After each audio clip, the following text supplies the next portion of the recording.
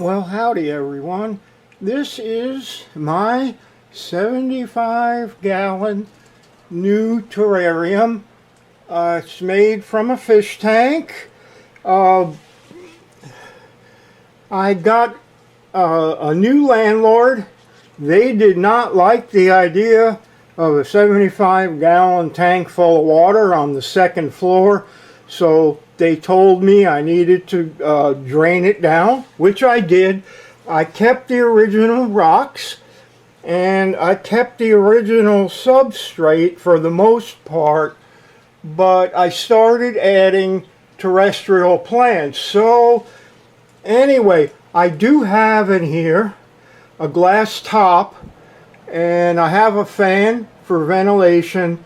I have a anthurium here in the corner, which should provide some pretty red flowers when it starts to grow. This is very new. This has only been up for a couple of weeks.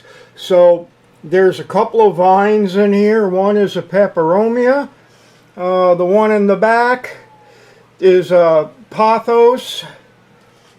And then there is a rattlesnake plant, a prayer plant. There's some other stuff in back, but the star of the show, Heliamphora minor, also called a sun pitcher, and its big brother. This is a hybrid. Okay, it's a Heliamphora heterodoxa ionosi. I might be mispronouncing it, but these plants are really cool.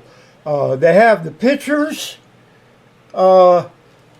These can be grown indoors. Most pitcher plants are American pitcher plants, and they need a winter dormancy, so they really don't do it inside.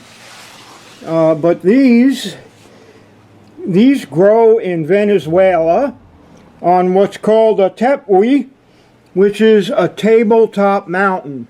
And so they live on these flats. They get a lot of rain up there. It does get cool, but it does not freeze. So they're perfect for indoors because you can keep pitchers in here. And the only other ones I know, and I keep some, are nepenthes, which are tropical. These are pretty unique, and they're pretty new. They're kind of hard to find, although there are plenty of them around on eBay if you look. But a lot of places, when I looked online, they were sold out of all of them. So they must be gaining popularity. They're really not that hard to grow. Like any kind of carnivorous plant, they need low mineral water, low mineral soil, and a lot of light because they're used to growing outside. These have 2 lights, 2 aquarium lights, so they're getting, right now, these are getting about 60 watts of LED light, and it's about, I don't know, 16 inches above the plants. I keep it on for 12 hours a day. I left the rocks in here. These rocks were originally coral, but I decided I'd leave them in, so I didn't take them out. I'm trying to get some moss growing in here. Eventually I hope to have it pretty much moss covered. I plan on expanding this. I might get some more. These plants are really cool. I want to see how these do. I think they're going to do fine. And I want to add more.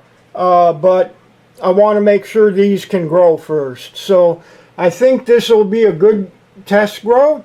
I'm really liking this one here. I mean, it's got the pitchers, and it's got these red, I don't know what you call them, nectar spoons maybe, that attract the bugs, and then they get in there, and I can't really show you down in, but they get into the pictures, and there's hairs in there, and the hairs point down, so they can't crawl out once they get in.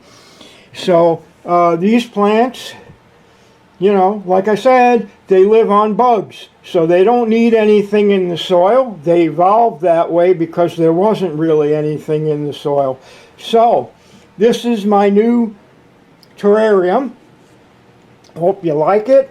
I will, you know, cover more about starting a terrarium, but I wanted to show you this first.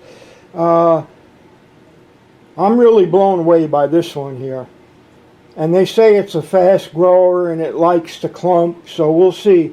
But the other one, it's cute. You know, it's a lot smaller. It's all green. I like the red, but some of them are a mixture of red and green. Anyway, new terrarium.